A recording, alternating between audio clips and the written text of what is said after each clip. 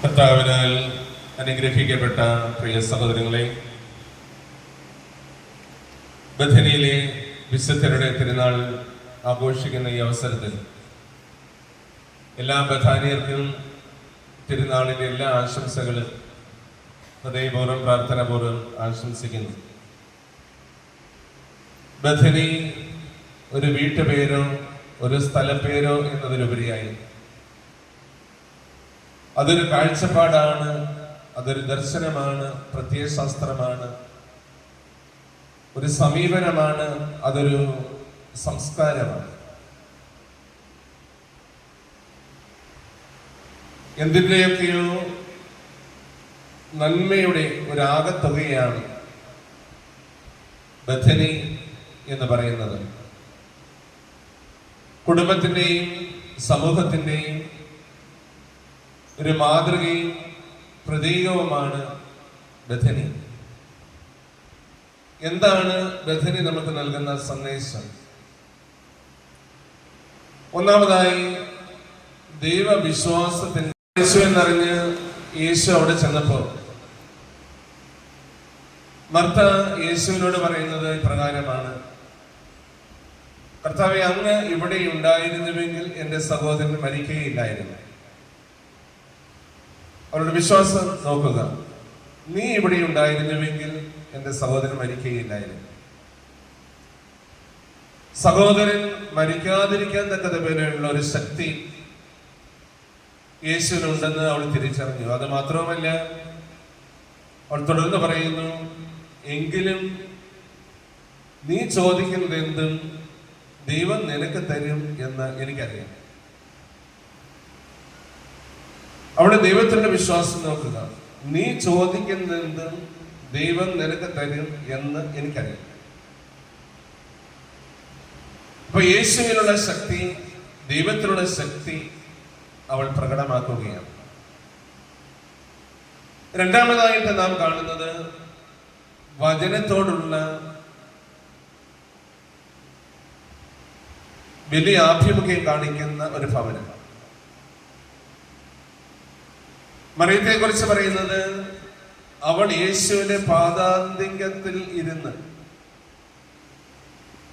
കർത്താവിന്റെ വചനം ശ്രദ്ധാപൂർവം കേൾക്കുകയായിരുന്നു.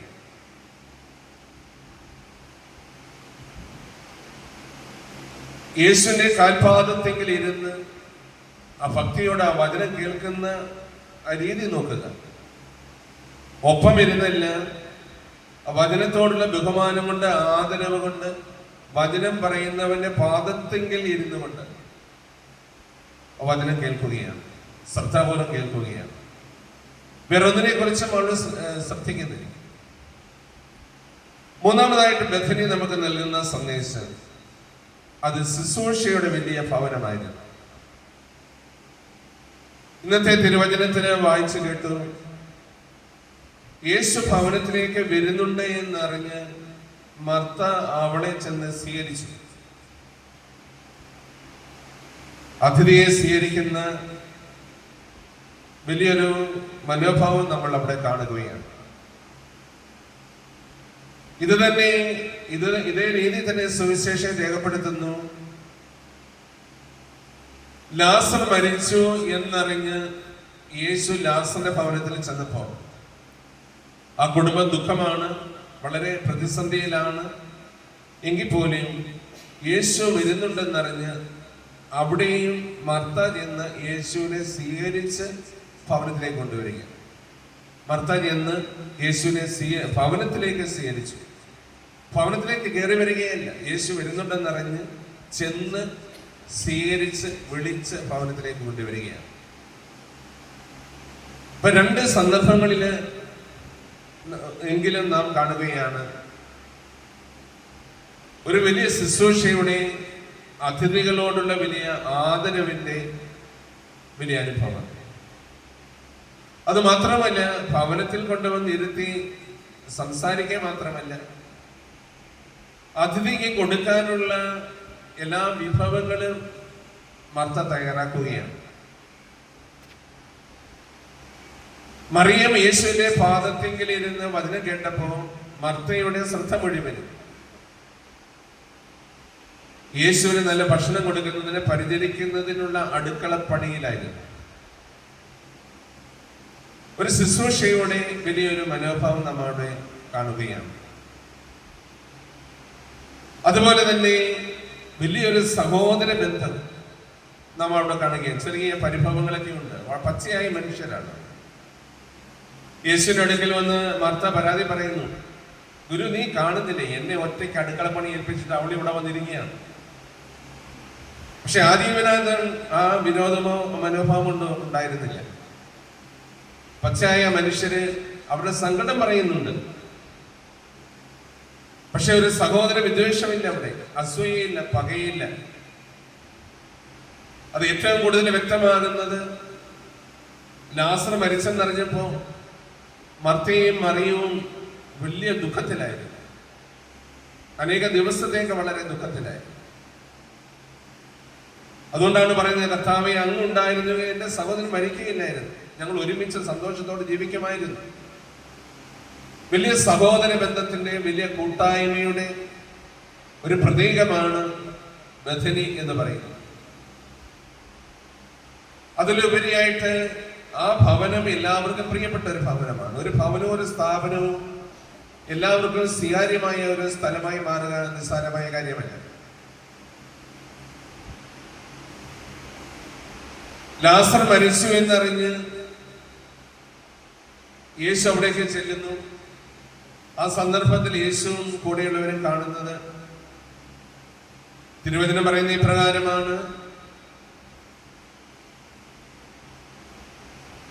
വലിയൊരു ജനാവലി മർത്തയെയും മറിയത്തെയും ആശ്വസിപ്പിക്കുന്നതിനായി അവിടെ ഉണ്ടായിരുന്നു.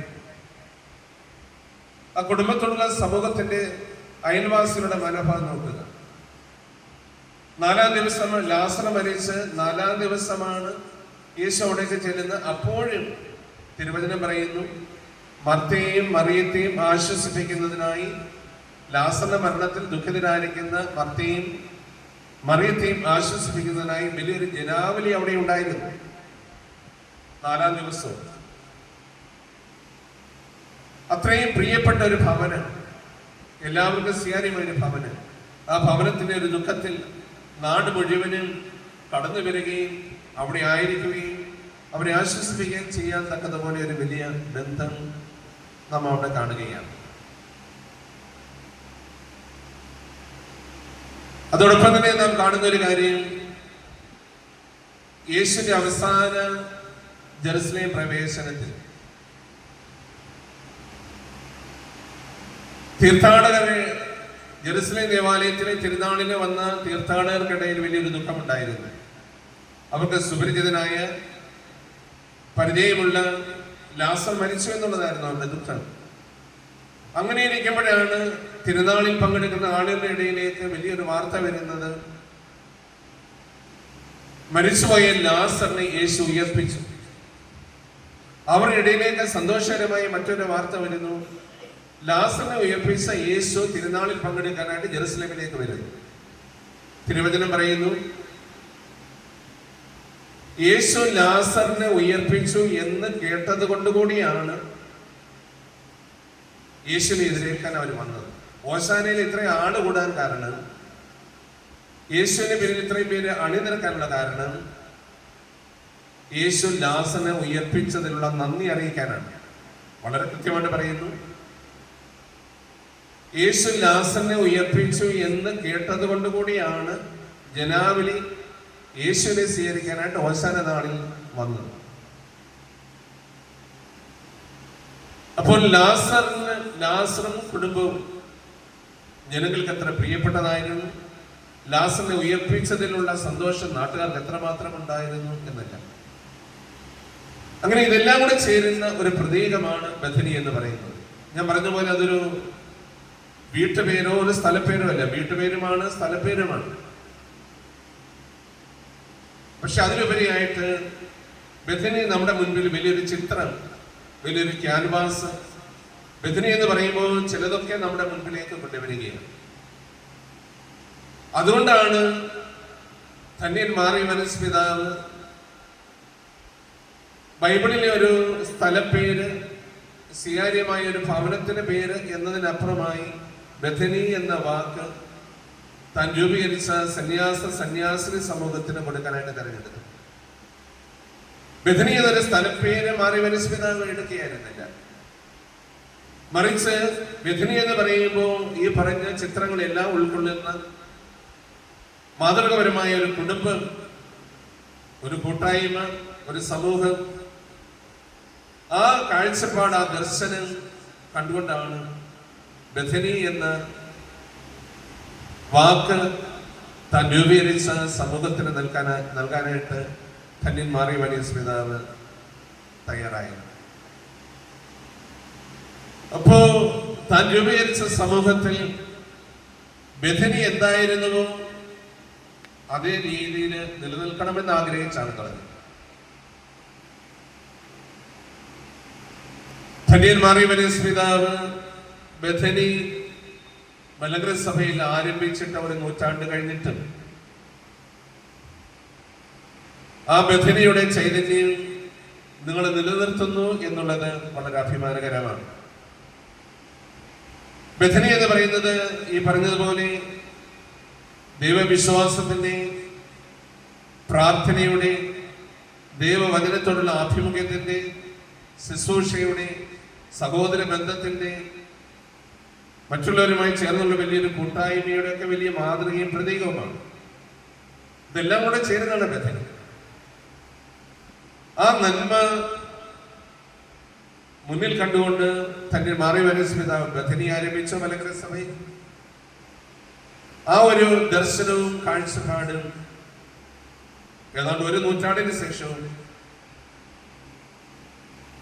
ബഥനി സന്യാസിനി സമൂഹം നിലനിർത്തുന്നു എന്നതിന് ദൈവത്തിന് നന്ദി പറയുന്നു. അതിന് കാരണക്കാരായ എല്ലാവരെയും അഭിനന്ദിക്കുന്നു. എന്തായിരുന്നു ബഥനി? ആ കാഴ്ചപ്പാടും ദർശനവും ഇന്ന് നിലനിൽക്കുന്നു. ദൈവവിശ്വാസത്തിൽ, വചനത്തോടുള്ള ആഭിമുഖ്യത്തിൽ, വചനം പ്രചരിപ്പിക്കുന്നതിനുള്ള തീഷ്ണതയിൽ, മിഷനറിമാരായി പ്രവർത്തിക്കാനുള്ള താല്പര്യത്തിൽ, സഹോദര ബന്ധത്തിലൊക്കെ ബൈബിളിലെ ബഥനി എന്തായിരുന്നുവോ അതേ ബഥനി ഇന്ന് നിലനിർത്താനായിട്ട് ശ്രമിക്കുന്നു എന്നത് തീർച്ചയായും വളരെ അഭിമാനകരമാണ്. ഇതിനെല്ലാം ഓർത്ത് ദൈവത്തിന് നന്ദി പറയാൻ ഒരിക്കൽ കൂടി നിങ്ങൾക്ക് എല്ലാവർക്കും ഈ തിരുനാളിന്റെ മംഗളങ്ങൾ ആശംസിക്കുന്നു. ദൈവം നമ്മെ അനുഗ്രഹിക്കട്ടെ. പിതാവിന്റെയും പുത്രന്റെയും പരിശുദ്ധാത്മാവിന്റെയും നാമത്തിൽ.